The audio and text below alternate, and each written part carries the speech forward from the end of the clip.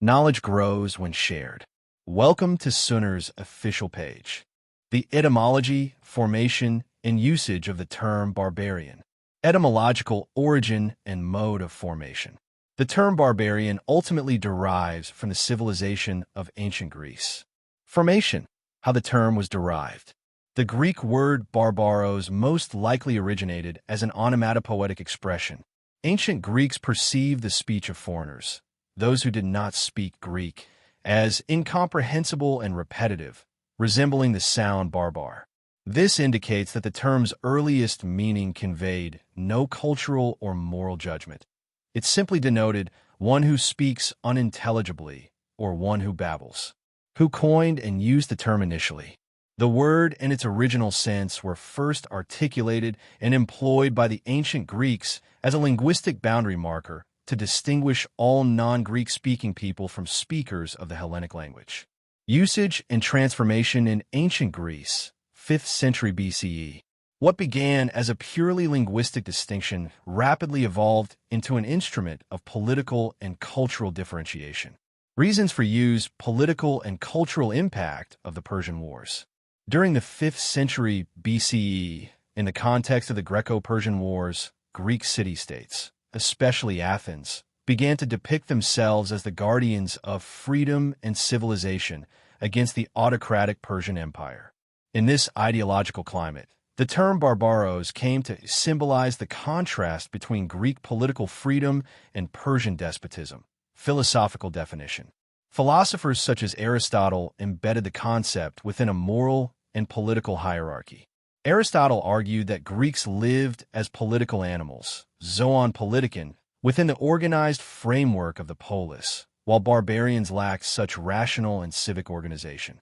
Thus, the term became an expression of political superiority and cultural self-definition, whom the Greeks called barbarians. The term applied to all peoples who did not speak Greek and who were not politically subject to Greece. This included, notably, Persians, Egyptians, Phoenicians, and later the Celts. Usage and conceptual transformation in the Roman world.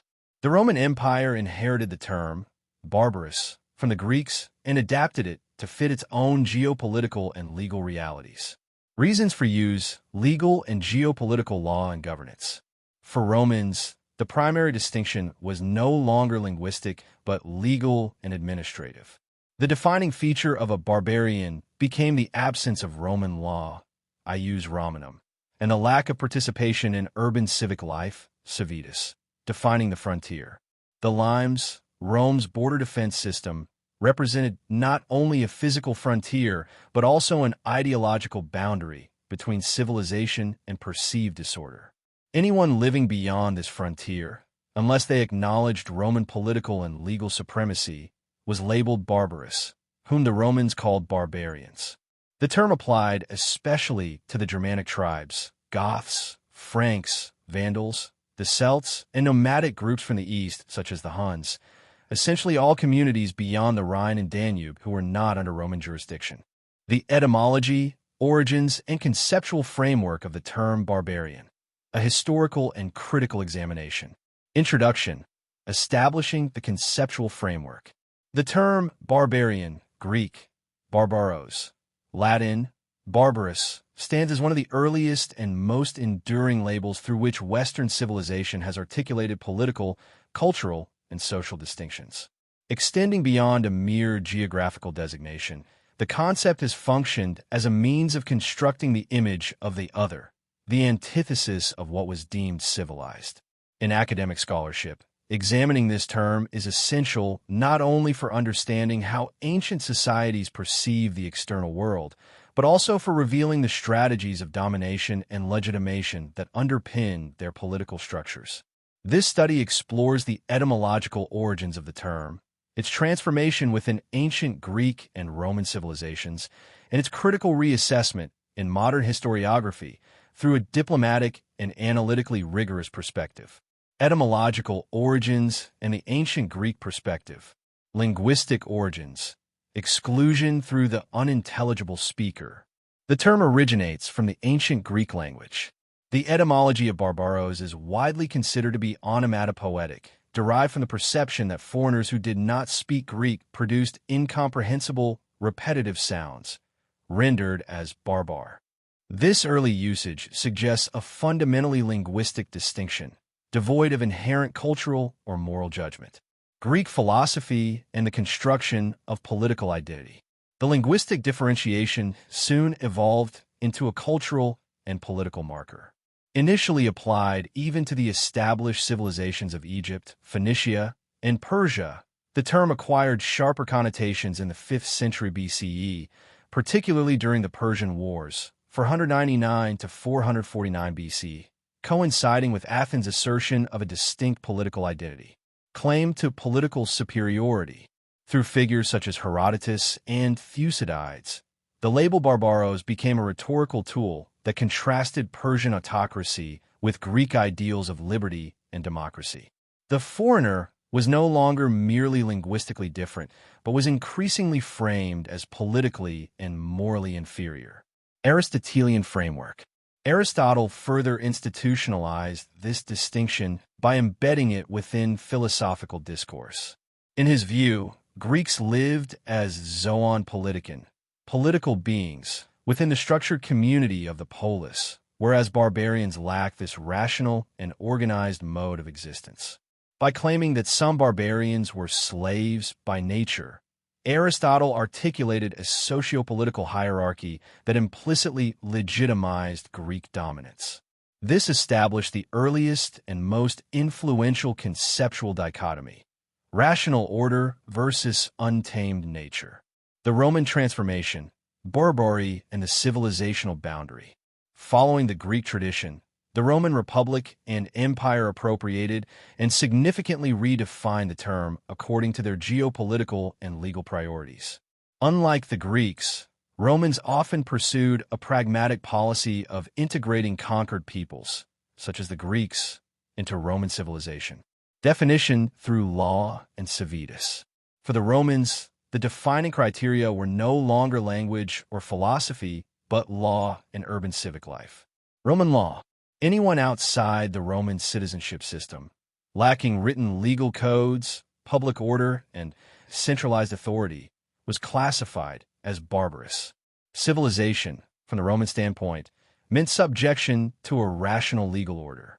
Tribes beyond the frontier, especially those living along the Rhine and Danube, were thus deemed barbarians due to their decentralized and unpredictable social structures. Geographical boundary. As Rome expanded, the concept also acquired geographic significance. The frontier system, limes, functioned not merely as a physical border, but as an ideological demarcation between civilization and chaos. All who lived beyond this boundary were barbari. Diplomacy and military pragmatism. Rome's relationship with the Barbari was not defined solely by hostility. It encompassed diplomacy, trade, and military cooperation, revealing the fluidity of the concept. The federati system. To sustain its military power, Rome settled Germanic, Gothic, and other tribes within imperial territory as federati, allies, granting them land and provisions in exchange for military service. Although still labeled barbarians, these groups became essential components of the Roman army and society, exposing the contradictions between the ideological label and social realities. Cultural Romanization. Numerous barbarian leaders and warriors rose through the ranks of the Roman army, obtained citizenship, and even secured high political office within the empire. For example, the Gothic general Stilicho. Despite adopting Roman culture and language, they continued to be described as of barbarian origin, illustrating the term's role as a persistent social marker. Critical analysis of the conceptual framework in modern scholarship. Modern academic literature, recognizing the inherent biases of ancient and medieval sources, approaches the term barbarian with considerable critical scrutiny. Mechanism of othering and legitimation. Influential historians, such as Peter Heather, Walter Pohl, and Patrick Geary argue that the concept served to justify imperial policy and maintain internal stability. Propagandistic utility. By portraying barbarians as savage, violent, and chaotic, Roman authorities reinforced the perceived necessity and superiority of Roman governance. This framing legitimated imperial expansion and heavy taxation policies. Historical fluidity. Contemporary archaeological and socioeconomic studies reveal that so-called barbarian groups were far from isolated. Instead, they were deeply integrated into Roman economic and cultural networks. For example, the demand for Roman wine and luxury goods among Germanic tribes along the Rhine demonstrates their role both as consumers and suppliers within the Roman economy. Ethnogenesis and the construction of identity. Modern interpretations of major migratory groups, such as the Goths and Vandals, employ the framework of ethnogenesis, which posits that these groups did not emerge as homogeneous ethnic units. Rather, their identities were formed through dynamic interactions, including warfare, alliances, and prolonged contact with Rome. The Roman label of barbarian may have accelerated this process by encouraging diverse groups to consolidate under shared political identities, e.g., Gothicness. Conclusion. The conceptual trajectory of the term barbarian evolved from a purely linguistic distinction into a powerful ideological tool through which ancient Greek and Roman civilizations articulated their identities, justified their policies, and constructed social hierarchies. Rather than reflecting objective historical realities, the term reveals the prejudices and power dynamics of those who employed it.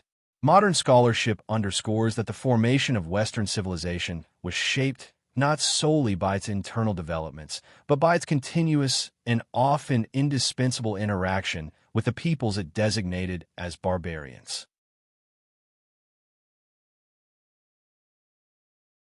Geographical distribution and historical timeline of barbarian communities. A comprehensive geopolitical analysis. Introduction. Heterogeneity and chronological complexity.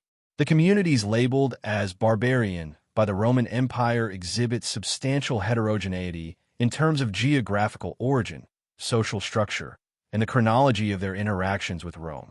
Grouping these societies under a single notion of reign is academically misleading, as they were not centralized states, but rather fluid and constantly shifting tribal confederations. Accordingly, this analysis focuses not on their periods of rule, but on their geopolitical spheres of influence and the critical chronological intervals during which they engaged with Rome. This chronological framework aims to illuminate the intricate dynamics of the migration period, the era marking the transition from late antiquity to the early Middle Ages. Early interactions. The Celts and early Germanic tribes, 8th century BCE, 1st century CE. The Celts, early dominant peoples of Western and Central Europe. The Celts were among the earliest and most widespread groups to be labeled barbarian, an epithet applied by the Greeks long before Roman usage. They occupied vast regions along Rome's western and northern frontiers. Geographical distribution. Celtic culture, beginning in the mid-1st millennium BCE, expanded outward from Central Europe, particularly from the Hallstatt and Latine cultural centers. Western Europe, the British Isles, Britons, and Gauls. Iberian Peninsula, Celtic Iberian communities, Central and Eastern Europe, settlements extending into the Po Valley of northern Italy, Cisalpine Gaul. Anatolia, a Celtic migration through the Balkans established the region of Galatia in the 3rd century BCE. Critical timeline, 390/387 BCE. The Celtic Senans, under Brennus, sacked Rome. This traumatic event profoundly shaped Roman collective memory and long-term fears of northern invasions. 58, 50 BCE. Julius Caesar's Gallic Wars resulted in the incorporation of Gaul into the Roman sphere. The defeat of Vercingetorix ended Celtic political independence in Western Europe, followed by rapid Romanization. Early Germanic tribes. The formation of Germania. The Germanic tribes occupied Germania, the lands beyond the Rhine River, forming Rome's northern frontier. Geographical distribution, primarily between and beyond the Rhine and Danube rivers, extending into the forested and marshy landscapes of northern Europe. Early notable tribes included the Suebi, Chatti, and Charusai. Critical timeline, 113 to 101 BC. The migrations of the Cimbri and Teutons into northern Italy triggered Roman military crises and led to the Marian military reforms. Early evidence of the seriousness of the Germanic threat. 9 CE, the Battle of the Teutoburg Forest. Germanic forces under Arminius annihilated 3 Roman legions led by Varus. This defeat ended Roman expansion to the Elbe and solidified the Rhine as Rome's northern boundary. It is widely recognized as a defining moment securing Germanic autonomy. The High Imperial period and the beginning of migrations, 2nd century CE, mid-4th century CE. Although this period marked the height of prosperity within Roman borders, external pressures were increasing steadily. The Goths. Major pressure from the Black Sea region. The Goths were among the most influential groups contributing to the collapse of the Western Roman Empire. While some scholarship traces their origins to Scandinavia, particularly the island of Gotland, their historical significance emerges in the northern Black Sea steppes. Geographical distribution. Originally settled between the Dniester and Dnieper rivers, modern Ukraine and Moldova. Eventually, they divided into 2 main branches. Visigoths. Western Goths established direct contact with Rome along the Danube frontier. Ostrogoths. Eastern Goths settled around the Black Sea and Crimea. Critical timeline. 250 CE. Gothic raids across the Balkans and Anatolia. Emperor Decius was killed in battle. 376 C. A turning point. Pressured by the Huns, large groups of Visigoths sought asylum within the Roman Empire across the Danube. Roman administrative corruption and poor treatment incited rebellion. 378 C. The Battle of Adrianople. The Visigoths decisively defeated the army of Emperor Valens, who was killed in battle. This event is widely regarded as the beginning of the irreversible decline of the Western Roman Empire. The migration period and the dissolution of the Western Roman Empire, late 4th to 6th century CE. This era, known in academic literature as the Völkerwanderung, Great Migration, reshaped the geopolitical landscape of Europe. The arrival of the Huns acted as the principal catalyst. The Huns, the catalytic power. The Huns, nomadic horsemen from Central Asia, initiated a chain reaction that pushed numerous groups into Roman territory. Geographical distribution. By ca. 370 CE, they had reached Europe and soon established a formidable empire centered in Pannonia, modern Hungary. Critical timeline. 434 to 453 CE. The reign of Attila marked the Hun Empire's zenith. Attila extracted substantial tribute from both Eastern and Western Rome, demonstrating significant diplomatic leverage. 451 CE. The Battle of the Catalonian Plains, Campus Moriacus.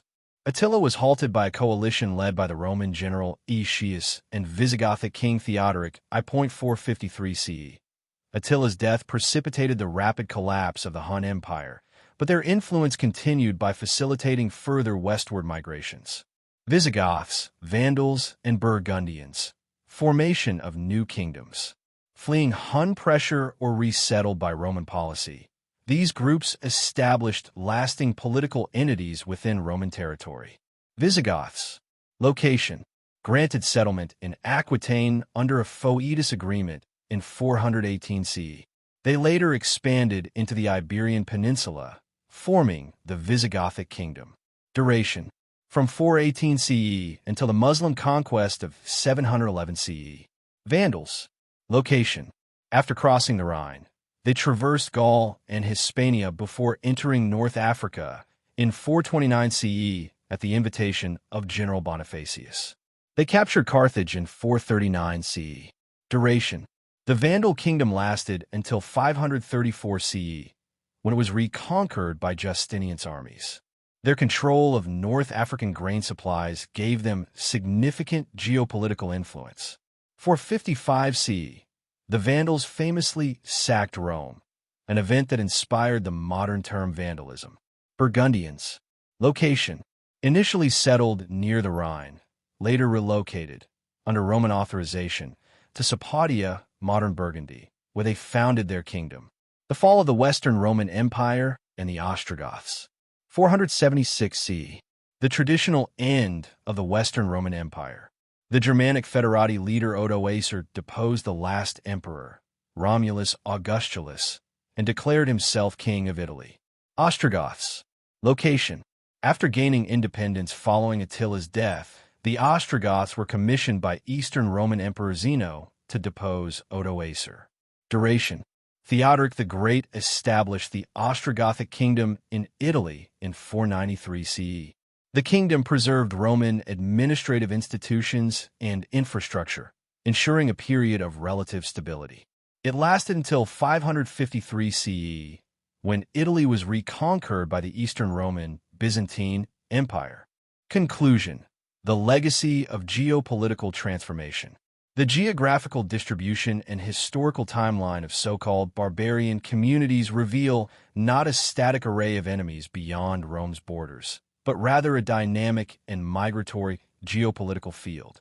From early Celtic raids in the 4th century BCE to the establishment of enduring Germanic kingdoms in the 5th century CE, these groups were in constant dialogue, often conflictual, often cooperative, with Rome.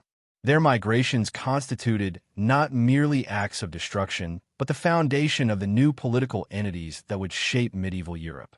Rather than examining their periods of rule, this analysis underscores their indispensable role as formative agents in the emergence of early European civilization.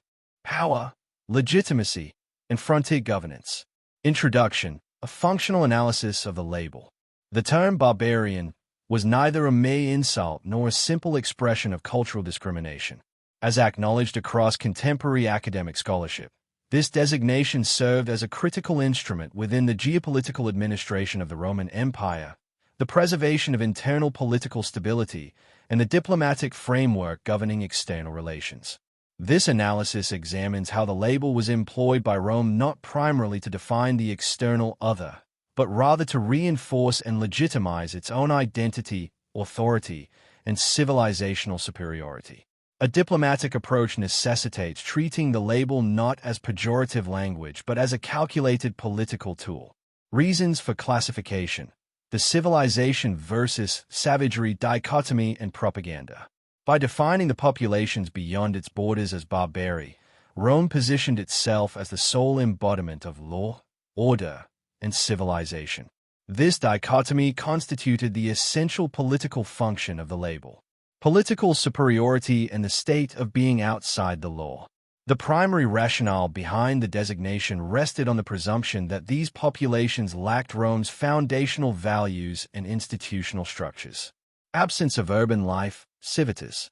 For Romans, civilized existence was inseparable from life in cities, with organized public buildings and developed infrastructure. Barbarians were often portrayed as dispersed tribal groups living in temporary settlements or rural environments. This characterization reinforced the perception that they were incapable of organized political life and therefore inherently inferior. Exclusion from written law, ius Romanum. Roman law formed the backbone of the imperial order. Barbarian societies relied on oral traditions and personal loyalty systems, such as the comitatus among Germanic groups, which Romans viewed as irrational or unstable. This perceived deficiency legitimized Rome's mission to bring law and order to conquered or subordinated territories. The propaganda of military threat. The political use of the label reached its height during periods of military tension. Any military operation beyond the frontier required robust domestic support. Internal stability and unity. The frontier threat was consistently framed through the image of a savage, bloodthirsty, and anti-civilizational other. Such propaganda justified military expenditures and campaigns before both the Senate and the populace, while also fostering a shared Roman identity across the empire's diverse ethnic groups. The prevailing principle became, "We are Romans because we are not them," justifying conquest and plunder. The enslavement of captives and the annexation of foreign lands were rendered morally acceptable by the dehumanizing implications of the barbarian label. To abandon the label would have imperiled Rome's diplomatic, economic, and military interests. Diplomatic relations and the foederati system.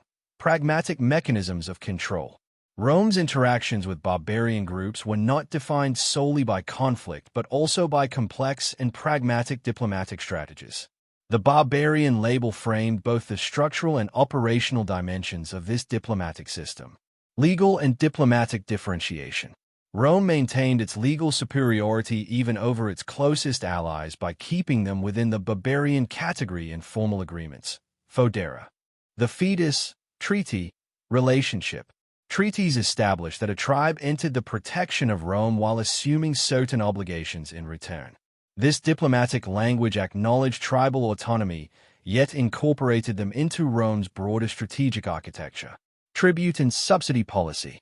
From the 4th century onward, Rome paid considerable amounts of gold and provisions, subsidies, to groups such as the Huns and the Goths in exchange for halting raids or providing soldiers.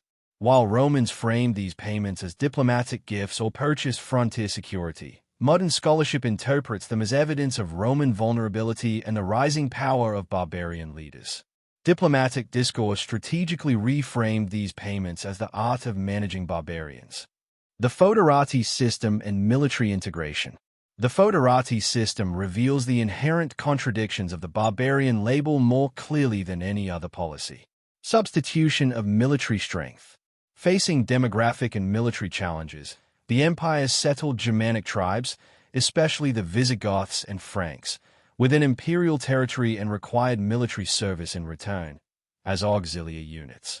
These tribes became some of Rome's finest soldiers yet remained officially classified as barbarians. Political influence.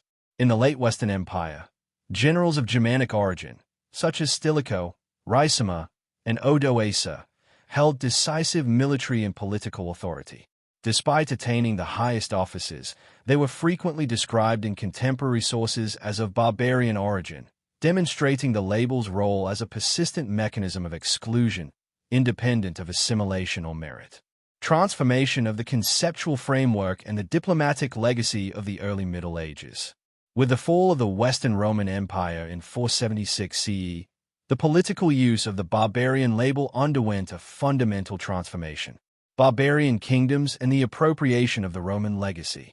The Visigothic, Frankish, and Ostrogothic kingdoms of Western Europe did not reject Roman authority outright.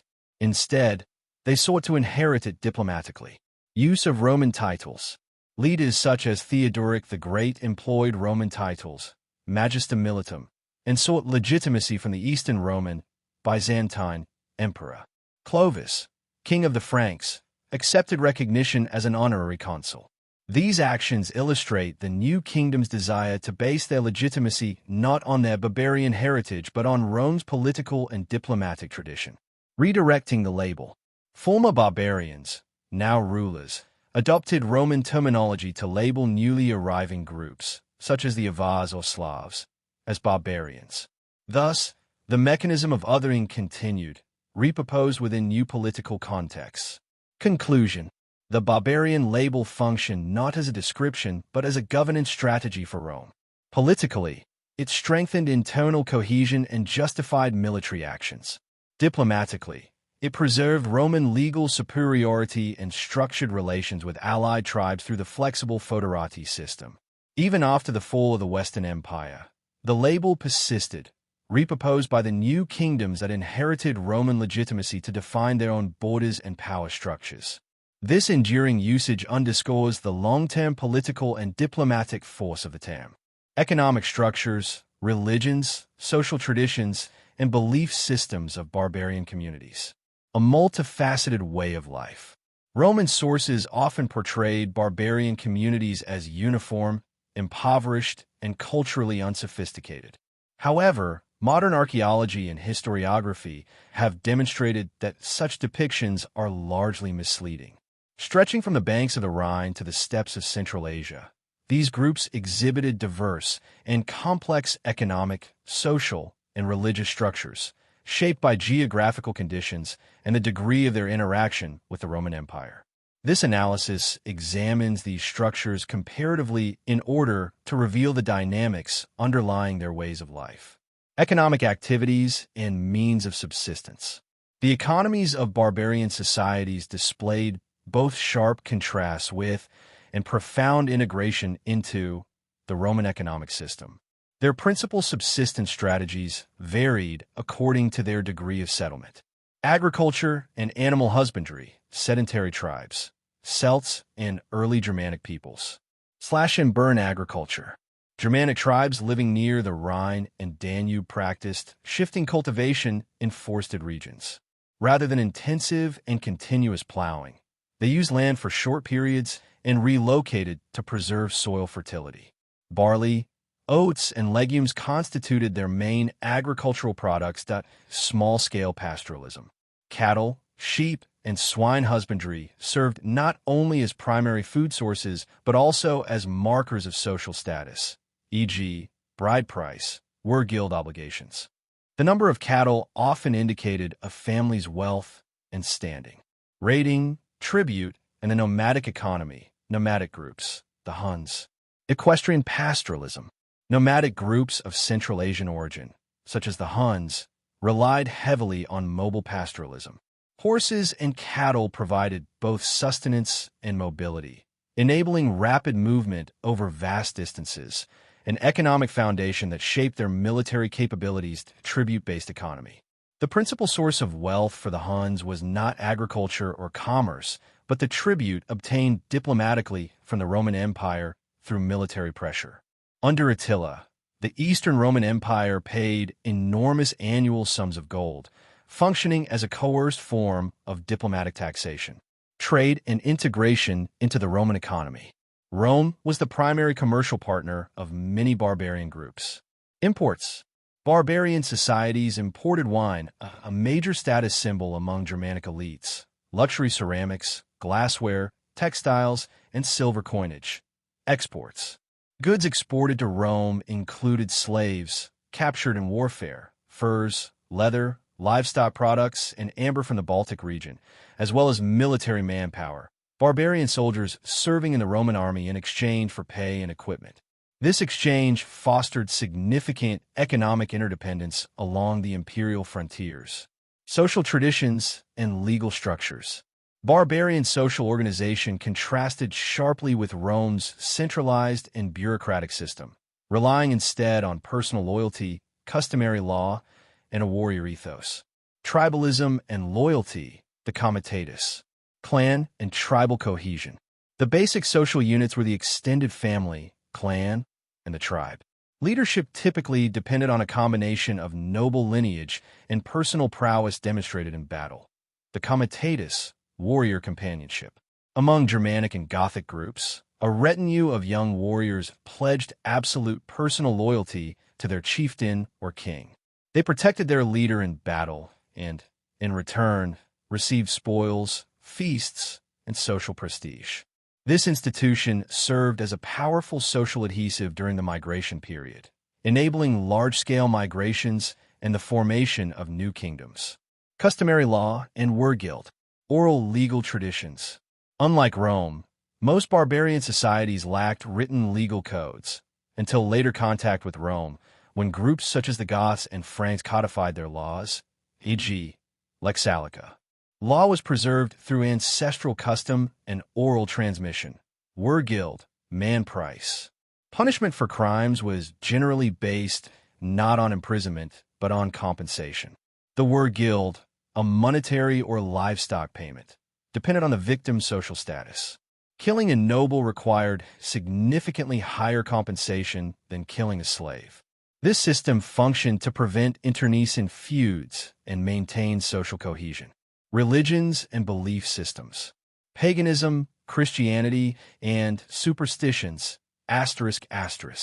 Barbarian religions evolved from pre-Roman pagan traditions toward Christianity, introduced through contact with Rome and Byzantium. Pagan beliefs and nature worship. Polytheism. Most groups venerated deities associated with natural forces and warfare. Germanic peoples. Principal deities included Odin/Wodenaz, wisdom, war, fury, Thor/Thunras, thunder, strength, and Tyr/Tawaz, law and justice. Celts. Their rituals were often supervised by druids, who also served as judges and scholars. Belief in reincarnation was widespread, and sacred groves served as religious centers. Sacrifice and ritual practices. Human and animal sacrifices, particularly among Germanic peoples to appease war gods. Seasonal festivals and harvest rites were common. Sacred trees, springs, and lakes functioned as focal points of religious life. Christianization and religious tensions. Arian Christianity. Major migration period tribes, such as the Goths, Vandals, and Burgundians, adopted Christianity through Roman influence, but typically in its Arian form, based on the teachings of Arius, which held that Christ was subordinate to God. Political consequences. This doctrinal divergence from Nicene, Orthodox/Catholic Christianity created political tensions and shaped diplomatic relations with both the Roman and Byzantine empires. Superstitions, magic, and divination.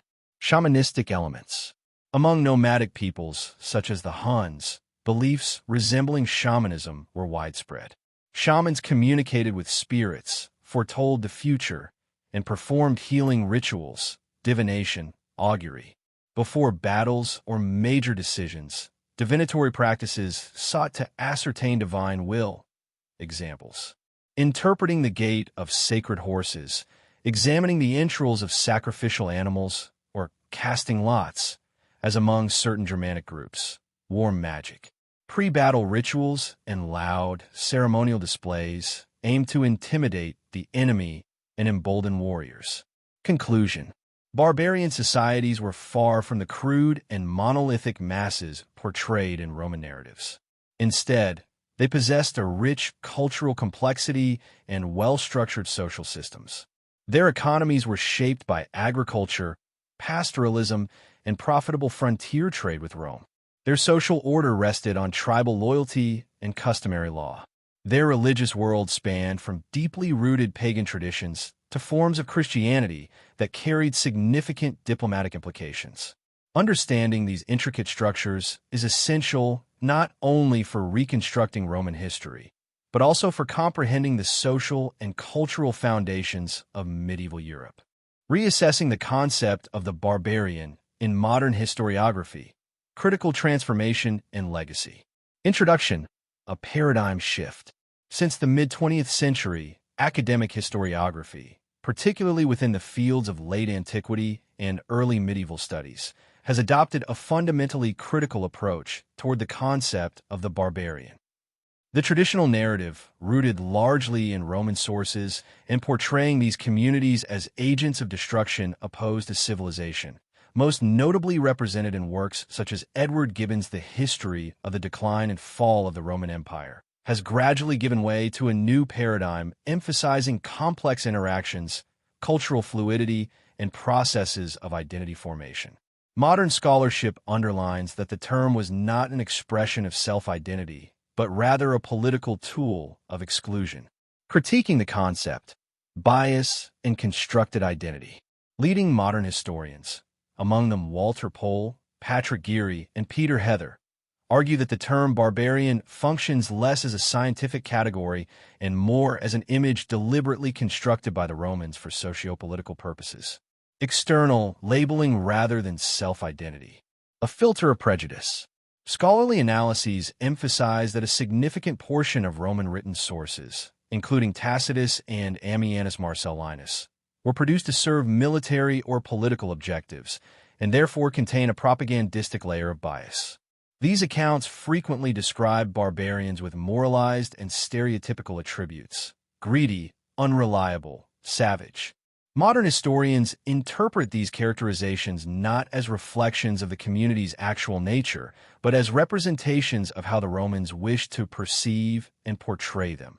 Ethnogenesis theory. One of the most influential scholarly developments has been the theory of ethnogenesis, the formation of ethnic identity. According to this approach, large tribal groups, such as the Visigoths, Ostrogoths, and Franks did not emerge as homogeneous and stable ethnic entities. Rather, they developed over time as political confederations composed of smaller and diverse tribal units, united by a shared legendary origin, e.g., the Goth purported migration from Scandinavia, described in the Geographical, and by common political interests. These groups began perceiving themselves as a single people partly through their interactions and conflicts with Rome, and even through the ethnic labels, such as Goth, that the Romans imposed upon them.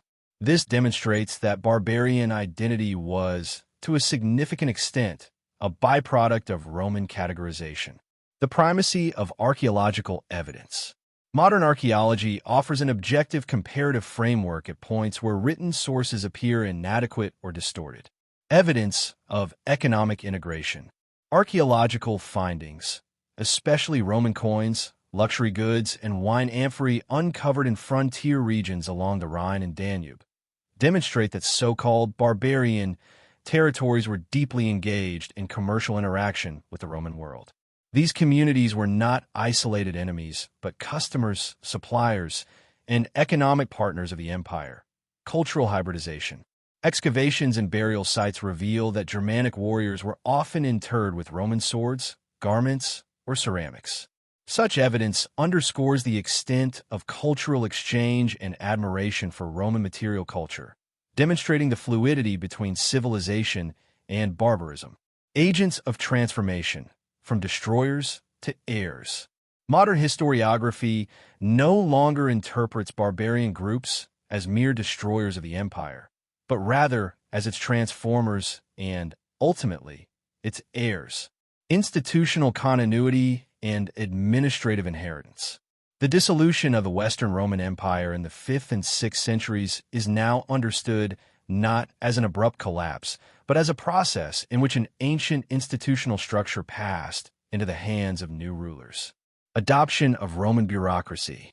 The Visigothic, Ostrogothic, and Frankish kingdoms did not dismantle the administrative systems, tax collection, road maintenance, local governance of the territories they conquered. Instead, they maintained and utilized them. For example, Theodoric the Great of the Ostrogoths regarded himself as the representative of the Eastern Roman, Byzantine, emperor in Italy and retained Roman bureaucrats in their offices, preservation of law and language. The new kingdoms applied Roman law to Roman subjects and their own customary law to their Germanic populations. Latin persisted as the language of administration, the church, and literary communication. This diplomatic approach highlights the continuity of cultural and administrative traditions.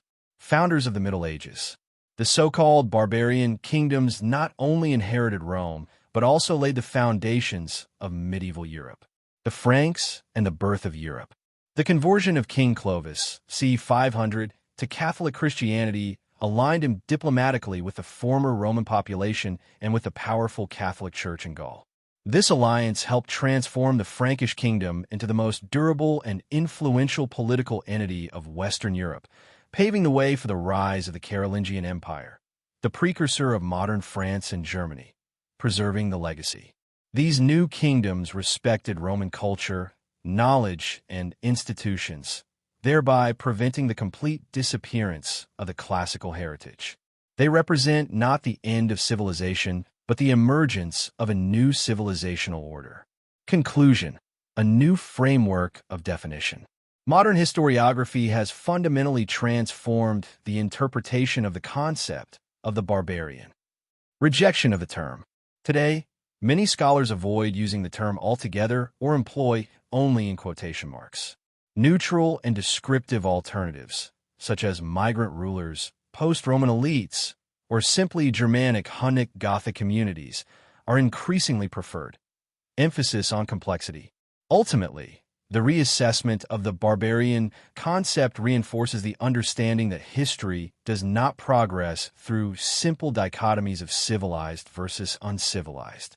Rather, it is shaped by complex, multi-layered interactions, power negotiations, and cultural hybridizations. The formation of Western civilization was the product not only of a self-proclaimed civilized Rome, but also of the indispensable cooperation and transformation enacted by the communities long labeled as barbarians.